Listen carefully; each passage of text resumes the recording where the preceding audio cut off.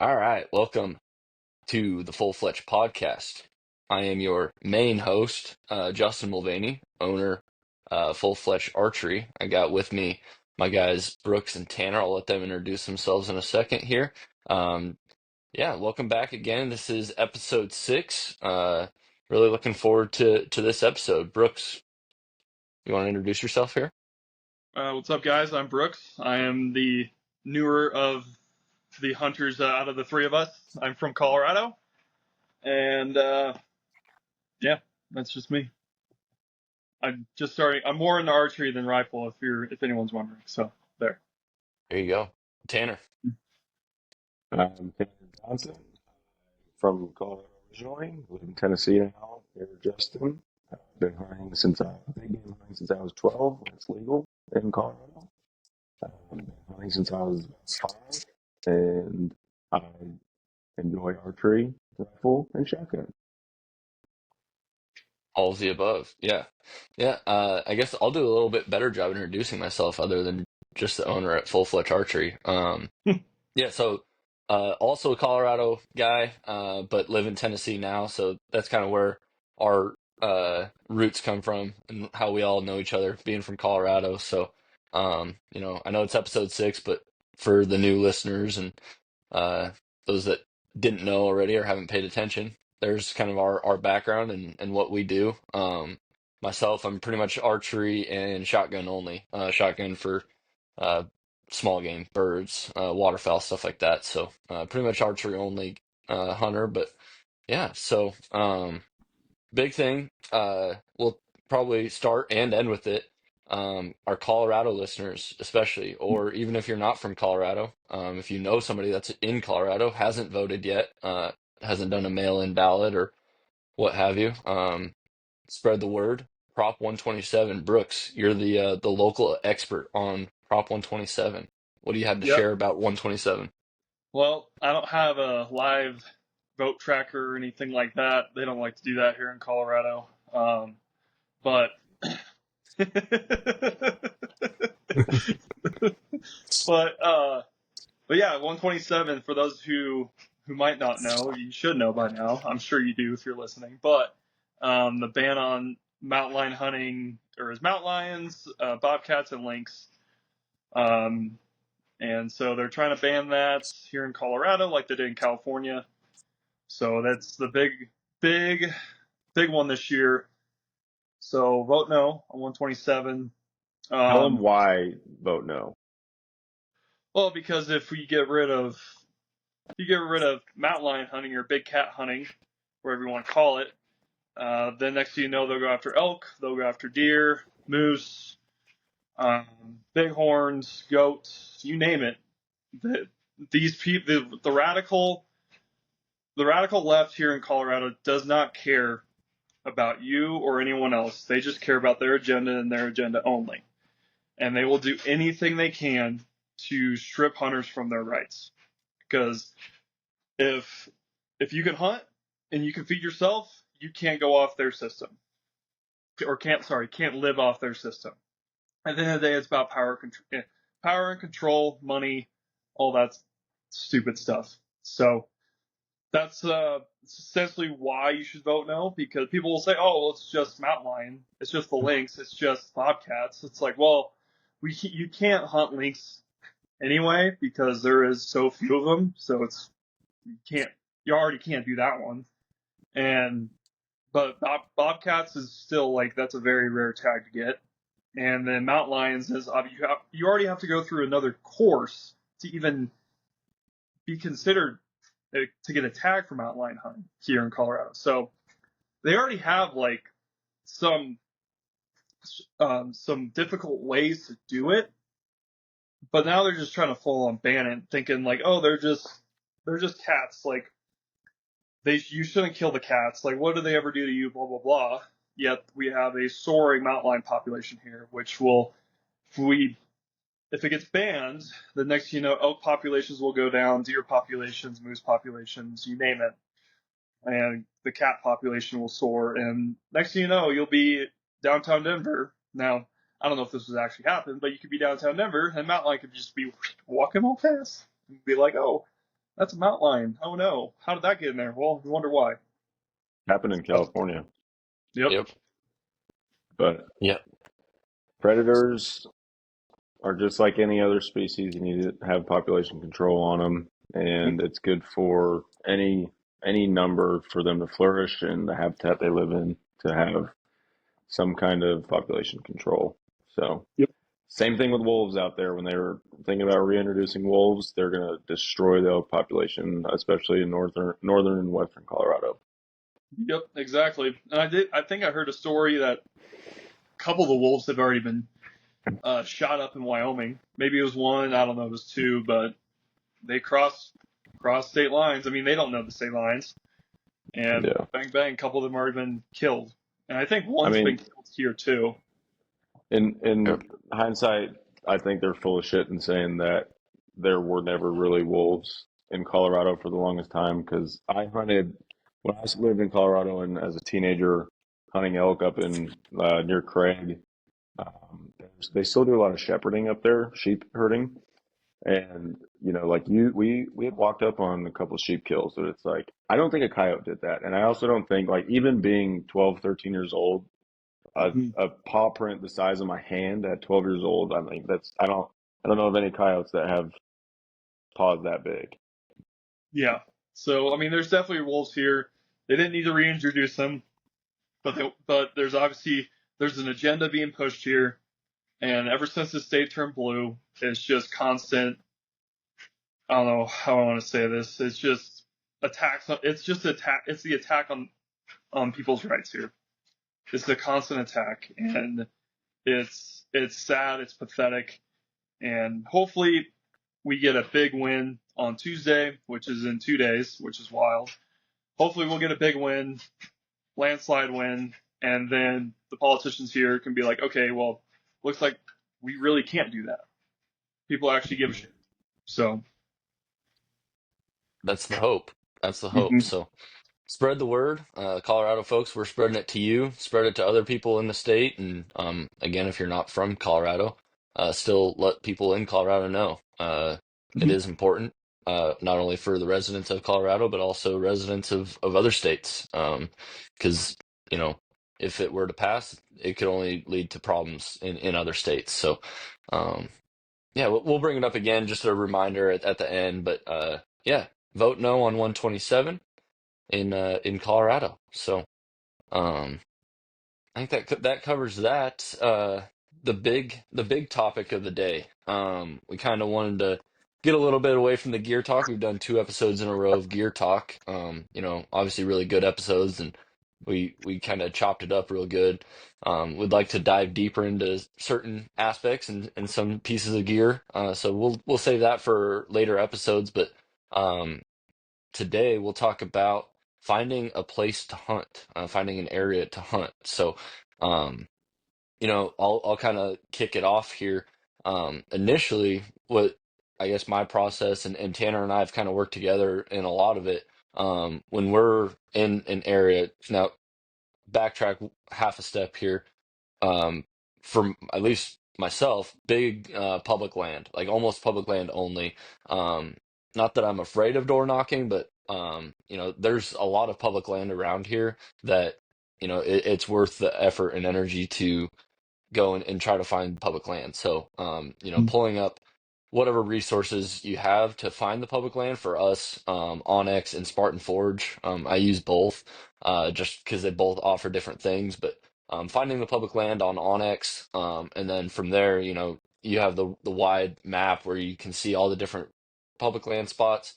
And then it's just kind of finding for me, it's like proximity, convenience of all right, these areas are closer to home. It's 25, 30 minutes to a public land hunting spot. Now, from there, zooming in, and this is where you get into e-scouting and actually looking for huntable areas. So, you know, for us, it's the biggest points are food, bed, water, and not necessarily in that order, and so uh, looking for those things just in a general satellite view, kind of looking at those things and understanding, okay, well, this area doesn't really have uh, great cover. It's just wide open.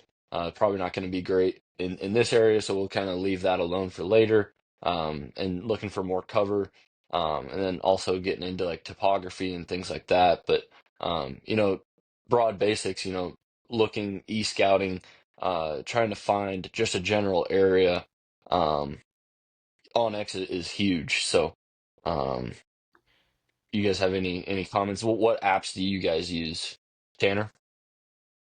I mean, I'm strictly Onyx. I actually use a lot of, I flip back and forth between Google or Apple Maps and Onyx just to like really get a few different perspectives on what an area could look like and if one has more clarity than the other. Because sometimes, with all the filters that you run on Onyx, like it just, I would rather not go in and turn off every single filter I have on and then turn it back on just to get a lay of the land and go through it. So Onyx is the big one. I use it. Have a topography filter mostly on it, and then obviously I can see landowners for the state of Tennessee, and also each unit divided up, which it really doesn't matter here because Middle Tennessee has its own unit pretty far over, and we don't really hunt anywhere else other than like there's basically a line like north and south of where we go. If you go down south, it's like almost directly south from where we live. So, Yeah, so you'd still um, stay in the same unit. yeah. So the one I kind of explored on X a little bit more last year than I did this year, especially out here. But like I think a lot of the filters they use are pretty sweet, where you can have like you can even see like what kind of tree plots are here. So you have like coniferous trees here, you have an oak grove, you have a cedar grove. Um, so I think that's pretty interesting Yeah. part of Onyx, and it's also interesting that they're able to tell what's what. So, hmm Brooks, but what do you use an app? Yeah, I use Onyx. Um, Yep. I haven't explored any other apps or anything.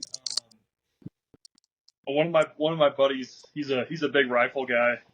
He lives out here. I went to hunt 511 this year, and he was dropping me pins on where to like check out. And it was hmm a completely different app that he was using. So I gotta look at it again. I like looked at it for a second, but I like got the pretty much the coordinates and just plugged it into Onyx from Yeah. that. Um, so I'd have to look at that, but yeah, strictly Onyx. E-scouting wise, I do a little bit. I wasn't like really, I don't know, really big on it. Like I just never thought about doing it until this hmm year, and so I kind of like dabbled in that a little bit. And then for when we went to 511 this year, I kind of just pretty much I scouted it once and just tried to remember what we did last year as well. But when we went to 62, I'd never been to 62 before because that's all the way, and Montrose about 6 hours away. So didn't get a chance to get out there. So hopefully next summer. But yeah, other than that, Yeah. just Onyx. Would like to really start getting into like the more e-scouting of things, so I don't have to constantly drive somewhere. Yeah, for sure. And I've noticed this year, Onyx came out with updated maps and different satellite views that you can, I believe you can filter or switch back and forth between. That was my main reason for using Spartan Forge was, especially here in Nashville, they have like a UAV setting or recent picture satellite view, where the picture is it can be as recent as like yesterday and it gets uploaded, whereas on X it's almost the same as like Google Maps or Google Earth, where you might have one picture from last year in the middle of spring, and it's like, well, that doesn't really help me that much right now in November, just Right. because things are going to look different. And so that was the huge thing about Spartan Forge was you can look at what if you're looking while you're in the field, you can be like, all right, this is what it looks like 1 year from today, like exactly, because it'll tell you what day it got that picture got taken. Mm. And so, it can be like November 3rd of 2023, and you're looking at it November 3rd, 2024, and you'd be like, okay, well, this is what it looked like last year. It's like when the trees have like dropped their leaves, like this is kind of what these areas look like. Is there more cover? Would that influence on where the deer are moving to? Like if they had one bedding area and all the leaves have dropped, does that move their bedding areas to, like Tanner was saying, being able to look at what has like coniferous trees versus oak trees, things like that, and adjusting your plan based off of those things. So that's my biggest reason for having two apps was that like UAV satellite imagery feature for Spartan Forge. So um, Onyx has updated, like upgraded when it comes to that, but I still think Spartan Forge kind of has the upper hand when it comes to that, and so. Um, to me, it's worth having both. They both offer different things while offering the same thing, just in different ways. So, um, yeah, I think, like you guys said, different layers that you use, filters that you use. Topography, I think, is a huge one. Once you've like really found an area and uh you're like, okay, I want to hunt this section or this unit, whatever. Like for us, this wildlife management area. Okay, I want to hunt like this half of it. Now you can throw on that topography layer and say, okay, well, this is supposed to be sloped, this is flat. You got saddles and things like that. And so um for us, I guess Tanner, maybe I'll present the question to you. When you're looking at topography, what features are you looking for the most when you have that topography layer on your Onyx? I mean, here it's like you're looking for peaks and your high points on hills, which it's very different here than it is out west, of course. But these deer, they like to travel at elevated positions, and they like to have that advantage where, like, if something's coming up the hill at them, they can see down and go from there. But like, um, you and I last year when we went to our spot on the other side of where we hunt now, Mhm. we saw quite a bit of activity, like even during sits and not just on camera, but we saw a lot of activity on these hillsides and on the tops of these hills and where we were at. I mean, like we said before, the biggest problem we have is the ground cover that these deer have. Like it is so Mhm. thick up here, and the undergrowth is like it is a problem for sure, and it makes it very difficult. And we don't get that open area like a lot of places do with these in the woods here. But mostly, you're looking, especially later in the season, in November, mid-November to December, and even our season goes into January a little bit.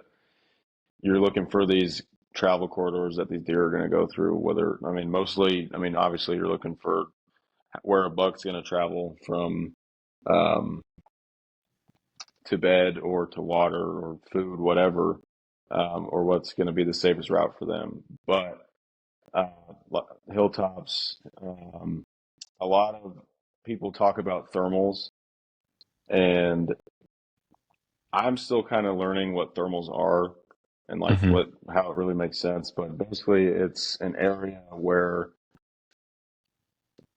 later in the day, your heat is going to change. So it presents these deer with a different pattern because of how these thermals drop, and it has a lot to do with scent and kind of how they're like that sixth sense that they have works as well. So like when your thermals drop, you want to be in that area where the deer are going to be traveling. So like I Yeah, said, I'm still kind of learning on the thermals aspect, and it's something I'd never really heard of until last year. People were talking about thermals, and I was like, what? right. Same. I mean, the way I would kind of easily define it or easily describe it, it's like wind in that it's the movement of air, but using um like air pressure and temperature more than actual velocity of movement of the air. So Yeah. um, that's kind of, yeah, for sure. Those are things that we look for. Thermal hubs and like saddles and hill points where deer are traveling the most, or at least for the e-scouting, things to go check out. You got a low point, like a valley, and you got a couple high points, things in between. Those are kind of where deer are going to be traveling the most that we've seen. So going and at least for the e-scouting part of it, it's like, okay, we'll put a pin on those. We want to go check those out. So, Brooks, when you were looking for places to hunt for elk, what were you looking for? Well, since at first when I started, I had no clue what I was looking for. Right. Um, but now, like this past this past year, or this last or September this year, whatever.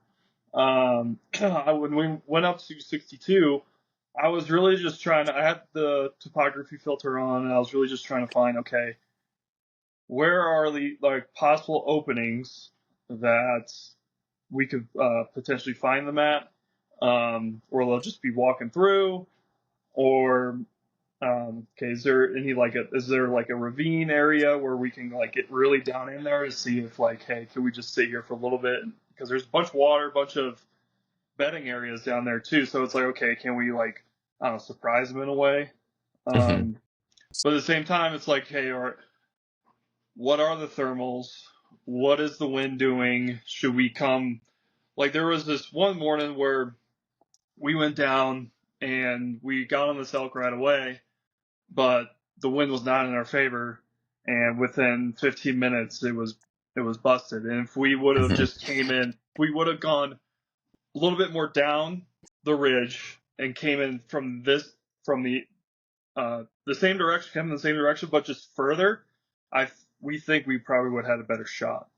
Yeah. So it's just when I'm looking at the maps, um, it was just trying to find stuff like that Right. anyway. And That, and I mean I'm still learning, so it's like I try to like I think like, oh, this could be a good area, but then I Hmm. would show my buddy, and he would just be like, he'd be like, no, no, we can't go there. That's not a good spot. And I'm like, oh, okay. Then and I ask him why. He tells me why. I'm like, okay, that makes sense. Right. And so it's just I'm still learning, and that's the part that I wish I had more time in the woods this year, Hmm. archery wise. But hopefully, like next year, I can like get a little bit more than I think I was 9 days this year. Hopefully, I can get up to like 14 next year. So, Yeah. but Yeah. there's like a whole Tanner. different Yeah. art to like mountain hunting hmm and comparative to like out here where you're just kind of looking for these travel corridors and how you can set up on hmm these animals. Where it's like when you're in the mountains, you're doing a lot of spot and stock, so you're looking for these deer, for these elk from hundreds and hundreds of yards away, and like maybe even miles, and you have to plan your move on them. What's the wind doing? How are we going to approach this? Are we going to get to this ridge and the wind's going to switch? What are we going to do? hmm Um, are we going to have to like we're going to have to go three ridges over and then hike all the way clear around the other side of the mountain and then come up above them and hope that they're still there 4 hours later, yeah. you know? So Yeah. yeah, it's very interesting. And I think that's like the cool dynamic that we have right now. And like being able to experience both of that, or both of those is pretty cool as well. But hmm like it's refreshing to hear your standpoint on e-scouting because like when I was growing up, there was no e-scouting. It was like hmm here's an atlas and a topo map, and like that's what we used. Right. Those two things. So that way, like, oh, we're like kind of right here, and like here's the layout, and then you roll the map up, put it in your backpack, and then keep walking. You didn't get to pull your phone out and just was like current hmm. location, current Oh. location, current location. Oh, here I am. Oh, I'm right here. Yeah, I just have to go right there, and it'll be yeah. perfect. And Oh, if whoops! like you I didn't download the map. Crap! I'm lost. Yeah. Yeah, and you can do it. It's like, which way am I looking? Yep. Which way am Oh, I facing? and it'll also tell you what way the wind is supposed to be Yeah, blowing, like yeah, in that moment, in your Yep. exactly. position. It's like no way, crazy. Yeah, Which Stupid. how do you not know which way the wind is blowing unless it's like I know, a right? slight breeze? But still, I mean, it tells you.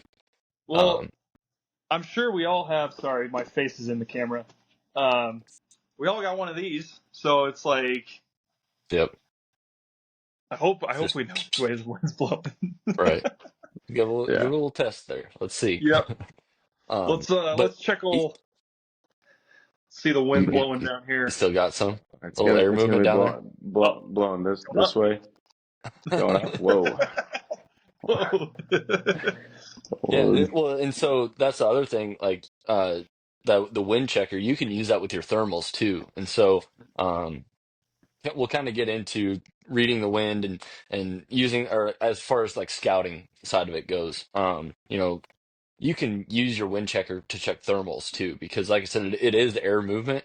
So when you have like a slight breeze that's maybe 2 miles an hour, like realistically, the wind isn't doing like it's not carrying your scent, but the thermals can be carrying it a lot more, if that makes sense. So, you know, you can just because the wind isn't blowing or it doesn't feel like it's blowing, still giving it a check, every 30 minutes to an hour to make sure, where is my scent going? Because you're producing scent, and as much as um, you know, I use it too. I use the scent crusher ozone stuff. People use the spray. Tanner uh had some spray, the scent killer spray. Some of that stuff like kind of works, but it's not like a scent eliminator. So Yeah. and especially on your walk in, like okay, you spray it when you get to the truck or get out of the truck, you're all set to go. Well, for us, it's like a 3/4 mile walk in or close to a mile walk in to a spot, and it's like you sweat a little bit, at least, and other things that human or odor comes out of you. So you're gonna smell a little bit. So there's gonna be some scent. Um, so checking your wind, and your thermals are, and where your scent is going is pretty important. So with that, when you're scouting, and you can do it on your e-scout too. Before you even get in there and put boots on the ground, you can say, okay, like I really like this area. What does my access to that area look like?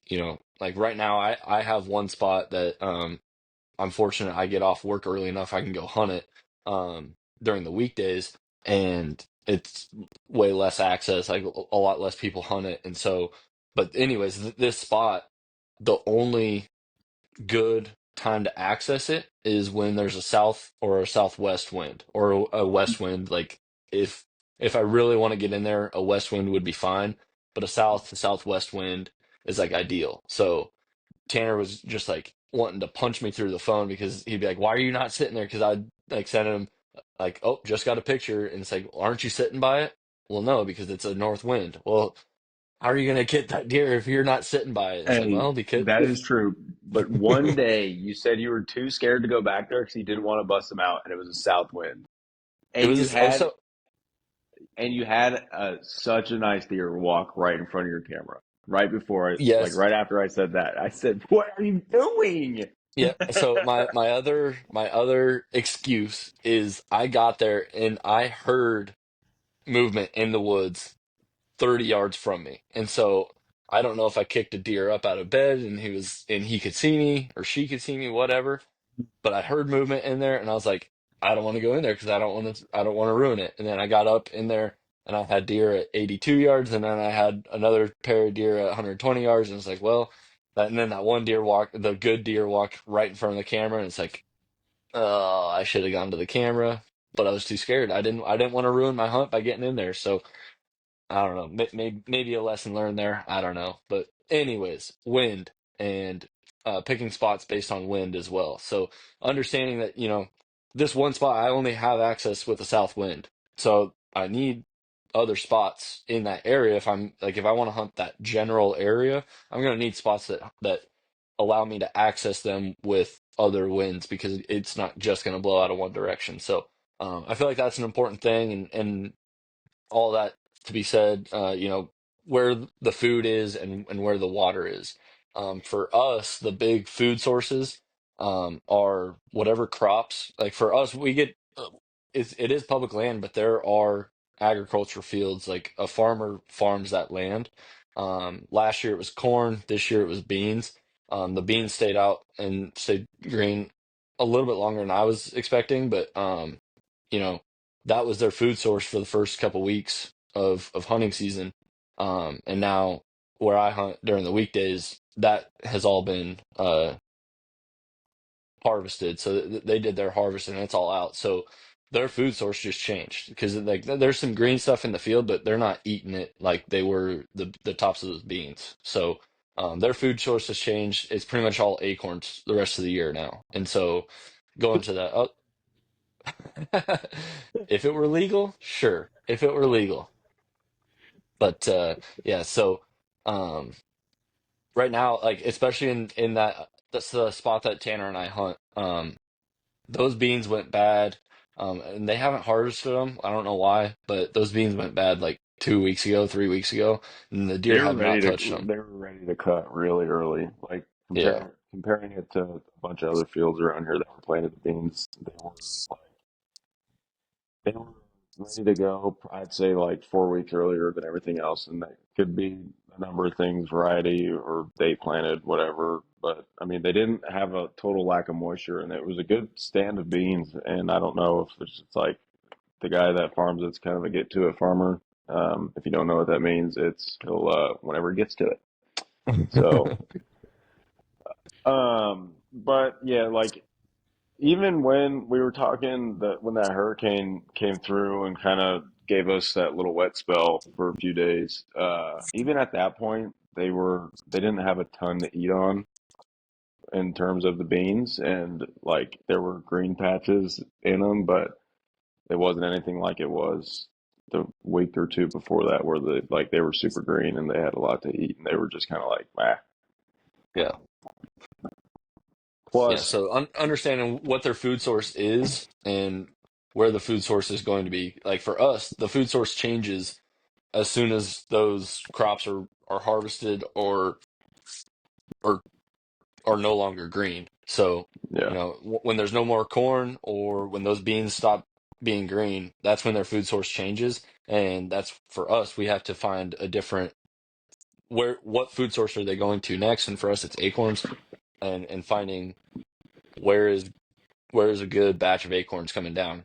And unfortunately, I guess you could say for us, it's everywhere. So we don't know what tree is going to be dropping the most, and that's the or which tree they're going to because they're all dropping. I sat in there yesterday, and it sounded like rain over there, rain by me. And it was all different parts of the day. Different trees were dropping more than others, and I had a couple small bucks work by me, and um, the one he turned the opposite direction of where I wanted him to because as he was walking by, that tree dropped like 10 acorns in 30 seconds, and it was like, well, he's going to that one because he knows that's the freshest acorns.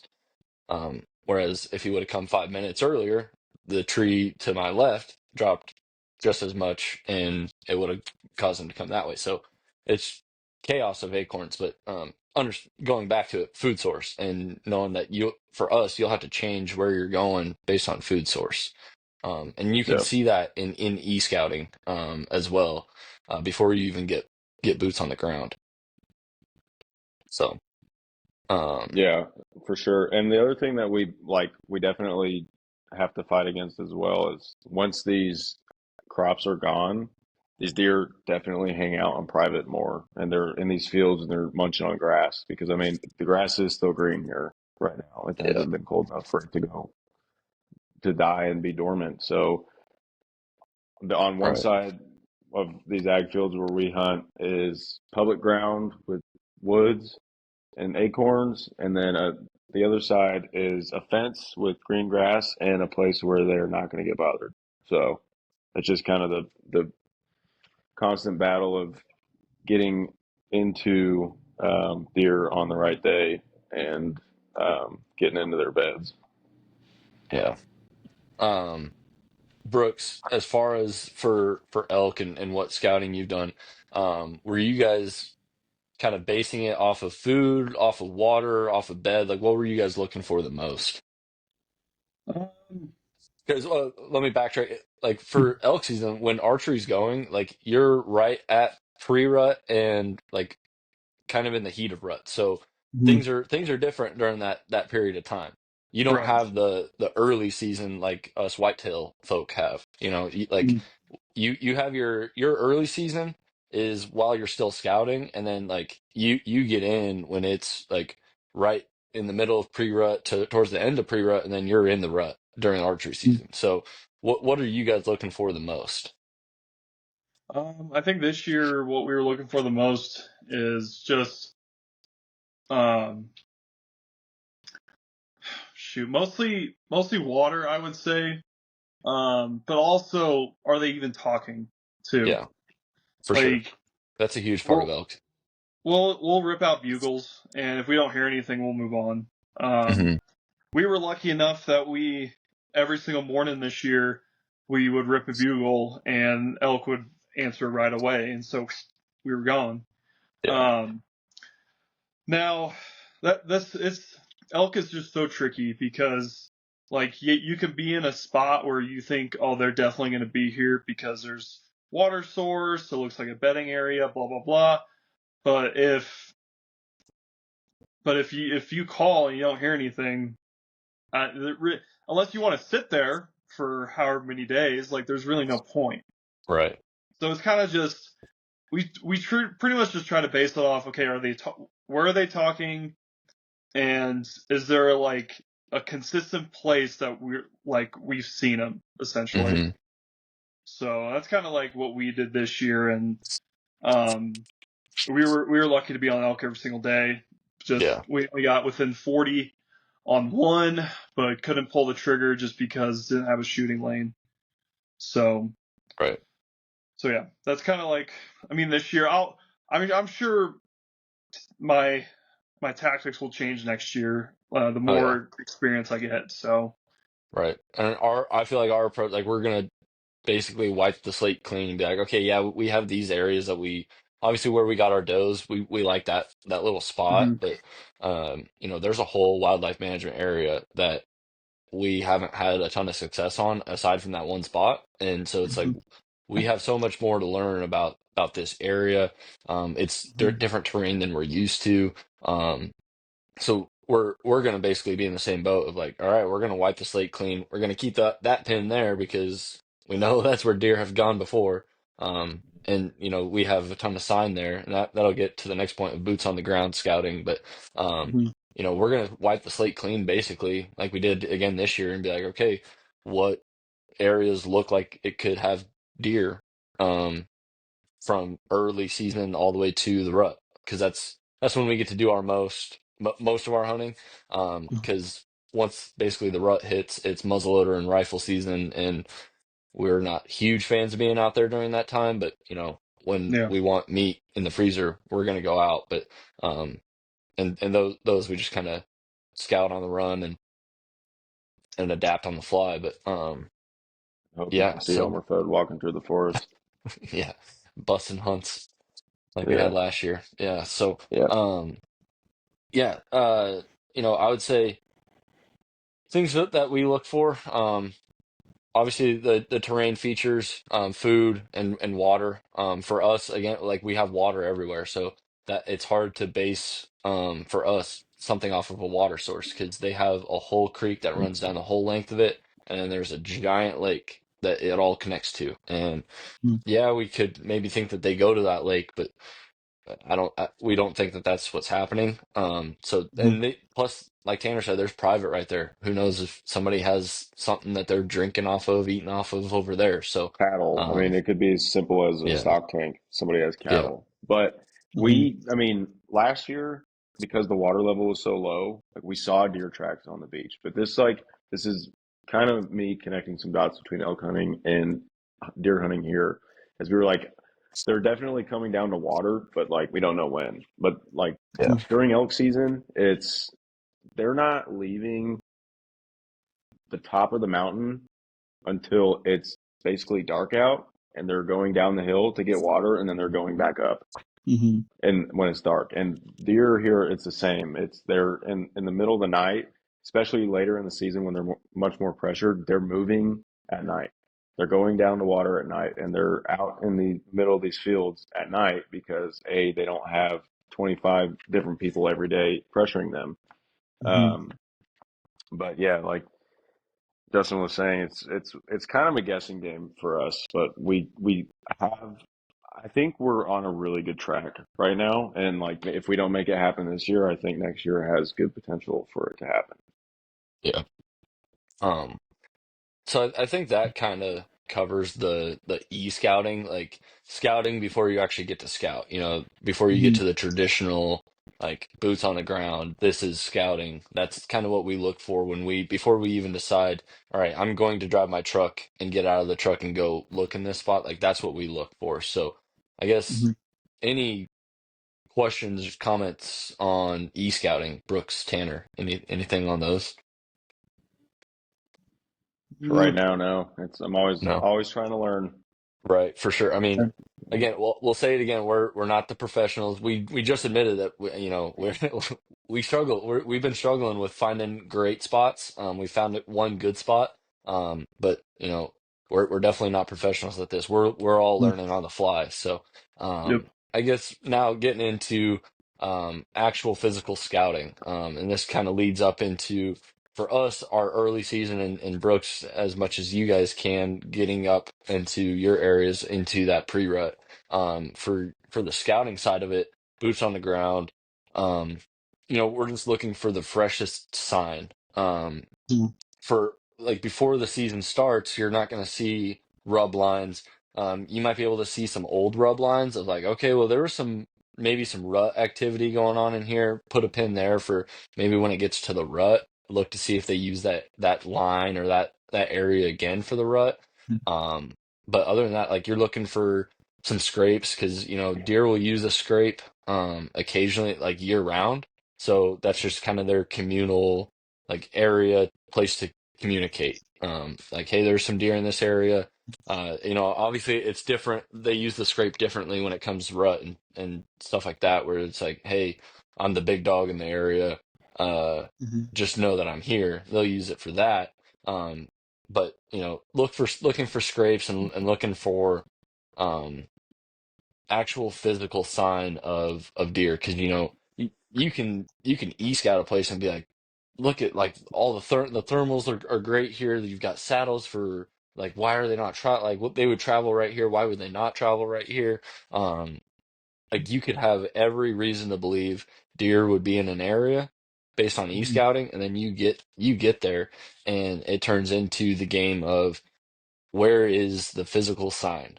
Where is the deer sign? Like you get to a spot and it's like, well, there's only one lone like fawn track. Where are the deer? So it turns into are they like what does the access for the deer truly look like in these areas and trying to find that. So um All yeah, bets are off too during the rut. It's like you true. could have this deer on camera for like 8 weeks in a row, and then they're gonna find a doe in heat, and they're you're not gonna see them for maybe a month and a half because they're chasing does. They're chasing at this point. And it's like last year, it was the first time I put my climber up last year, and I was sitting in this tree, and I had a doe behind me at like 45 yards, and she was coming in, and then all of a sudden, she just like freezes in her tracks, and I was like, "What the hell?" And there was a buck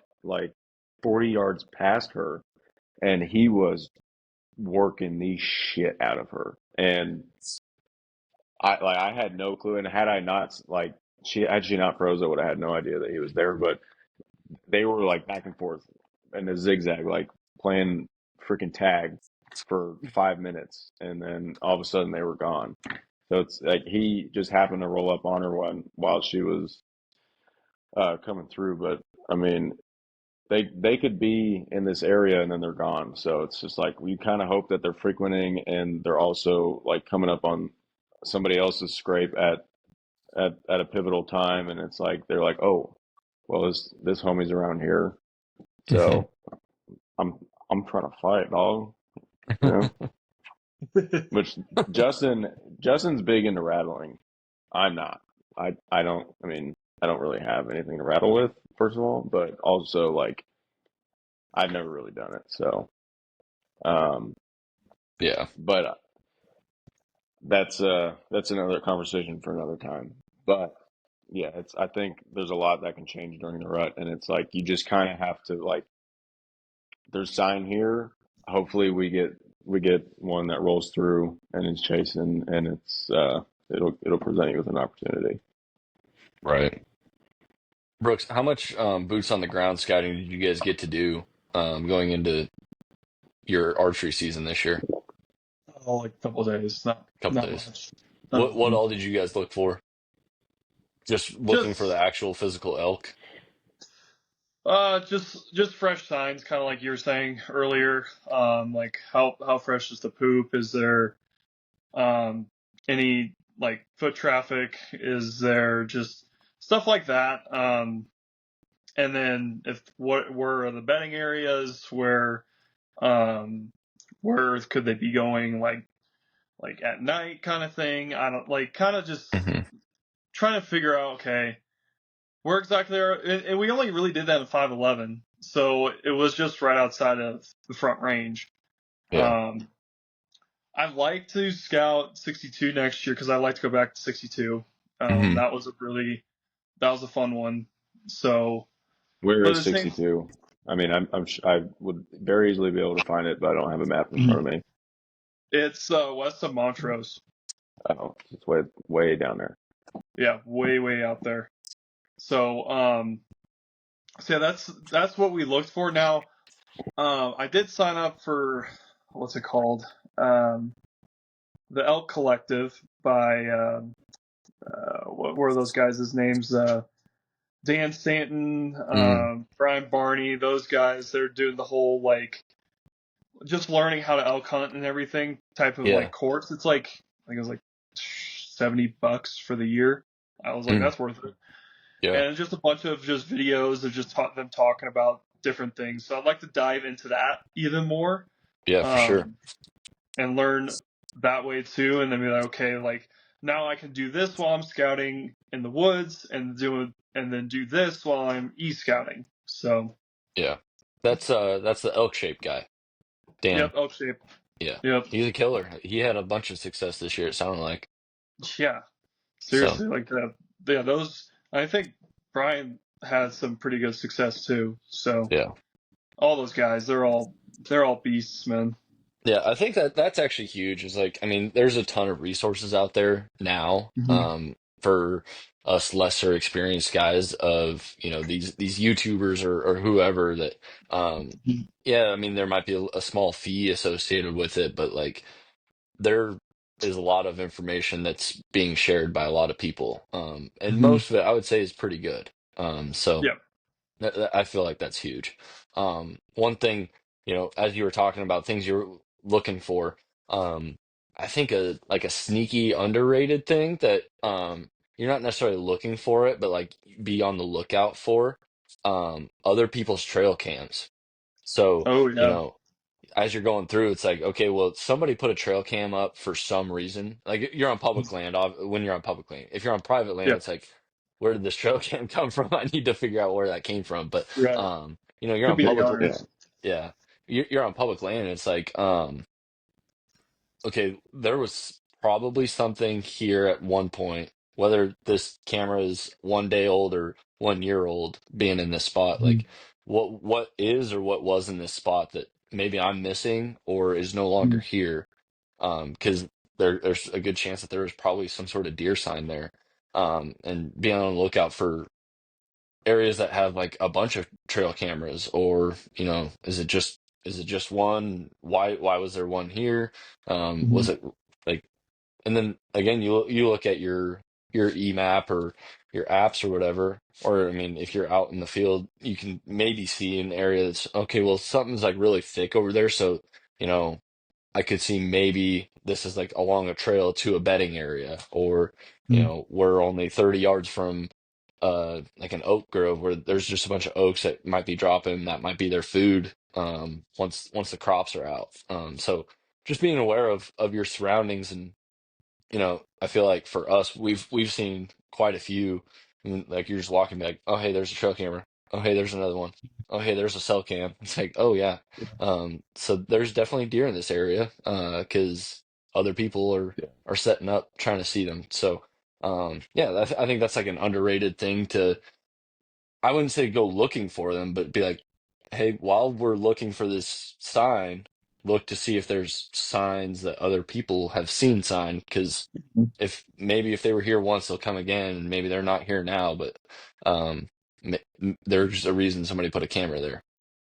Mm-hmm. So Yeah. That's um, the same spot, the spot where we shot our does. We were venturing around up there for 5 minutes. We were like, man, there's deer sign everywhere. And then we look up, like, there's a camera, like, right in front of us. But at the end of the day, it is public land. So, like, I'm not gonna climb the same tree that this guy's camera's on. I'm also not gonna just not hunt the area because somebody else has a camera up there on public ground. So yeah. that's kind of also what, like, we kind of keep a mental note of where these cameras are, and if we park and there's other people there, there's a chance that they could be where these cameras are at. So Mm-hmm. maybe you have to adjust your game plan from there. Mhm. But Probably be good to have just multiple cameras in multiple spots. I'm sure you guys do that. So, Yeah, try to. I mean, right mm-hmm. now I just have the one in my spot that I hunt during the weekdays down there right now, but um, and then Tanner's hit the fritz last year, so he's out a trail cam this year. But yeah, I mean, it would be nice to try to have a couple. The cell cams are really nice to have. They're like convenient. Be like, oh, I got a deer. Like I think it was like 10, 15 minutes ago. I had like three different alerts of deer coming through. So I'm super excited to get off yeah, this well, this call so I can look at You what came through. sure it's But not some and jabroni? Yeah, yeah. Yeah, it could standing in be, front of yeah. it. So for the listeners, I was sitting in the tree yesterday, and it was 10 minutes, 20 minutes maybe before sunset, and this guy, not a hunter, just some guy wearing like pants and a t-shirt, Plain no white no hunting t-shirt. gear, no binos, nothing, just waltzing through, do do do do do do, and it's like, oh Yeah. man, dude, like you don't understand that you just walked through an area that had like 30 deer in there today, and I was really hoping that they would come back out right at the time that you were walking through, but I figured because he walked through, Nope. they probably weren't going to walk through. But I did have a small buck walk through this morning, so he didn't screw things up, but it was just like, oh man, I was really Mm-hmm. hoping to And that and that buck was sticking his tongue out at you. it Saying, was he was mid bite. He The looked up like, huh, what was that noise? And he went on about yeah, his business. But yeah, I yeah. feel like Tanner was about to say something, but For for your spot though, it's I mean, very meaningful to have a camera there because it mm, is a really good spot, but it's not a spot that's pressured. To true. where I had my camera this summer, I'd be willing to bet I would have seen at least two or three human beings on this camera. Um, but at the same time, like, we know that there was deer sign up there, even not going up there. We were up there in April, again in July or August, and then through 2 weekends ago. So, like, Yeah. we're not going up there pressuring these deer. And since then, I mean, we had youth weekend and then this past weekend, and we at least haven't been in there. I don't know about anybody else. I don't know if you saw anybody yesterday. Uh, There was another guy. You know him. I'll give him a shout out because he says he listens. oh, that's Bryant. right. That's right. Yeah, Bryant was in there. So shout out Bryant. Oh, Hopefully we run cool. into you again. Good dude. Hopefully we can. Brian's wife works with Emily, so Yeah. I actually just met him one day there, and I recognized his dog in his pickup because Emily has dog sat for them before, and I was like, I said, "What's your wife's name?" And he told me. I was like, "Holy shit!" So they work together. It's pretty cool. Small world. Um, But yeah, Sorry, Brian. Nebraska's We're big. gonna gatekeep for like a little bit until we get ourselves some good bucks, and then we'll help you out. But Yeah, until then, you're on yeah, your own, buddy. Just kidding. yeah, We'll yeah, try to help out. We're men of the people. yeah. Get your fucking work in. He said he saw the Um, same second buck that I saw. So we're in the right uh, area. We're seeing deer. So yeah, he was yeah. close.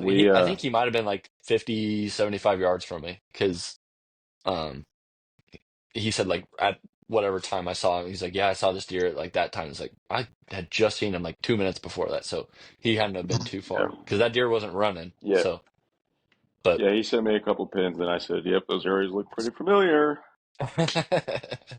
good spots. It's a good But spot. yeah, So, yes, um, sir. yeah, I mean, as far as like scouting goes, I think that kind of covers it. Water for us right now, it's not super important, but when you're in an area that, um, doesn't have a ton of water, it is important to look at it because it's like, well, the deer are going to need water at some point. So understanding, food, bed, and water, they're they're hitting all three within the day.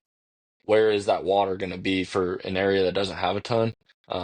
For Tanner and I, that's not something that we can really look at because there's so much water that if you try to find exactly where they're drinking every night, it's not going to be the same, but you're just not going to pin it down. So, but places where, there's less water, obviously for people that are hunting those areas, be on the lookout for that. So, um, no, I mean, as And far as scouting goes, yeah, Tanner, go ahead, go ahead. no, I was just gonna say, like, if for the listeners, like, let us know, like, what you guys look for, and like, if Mhm. it, like, what if it's similar to what we do, or differences, or anything like that. Like, well, another reason, like, for this is for us to learn as much as like just kind of like say, hey, here's what works for us. But like, we also want feedback on like, hey, this is what we look for. This is like during X time we look for X, yada yada. So we Yeah, definitely want that feedback as well. And even like for guys that are listening in Colorado and they hunt in the mountains, and it's like, well, hey Brooks, guess what? Public land in 62. I also look for this in this area, but also don't go here. Yeah, yeah, right. So for sure. 62 is so vast that there's just it would be hard to run into someone, yeah, which is nice. But it's also still a very popular unit because it's over the counter. But yeah,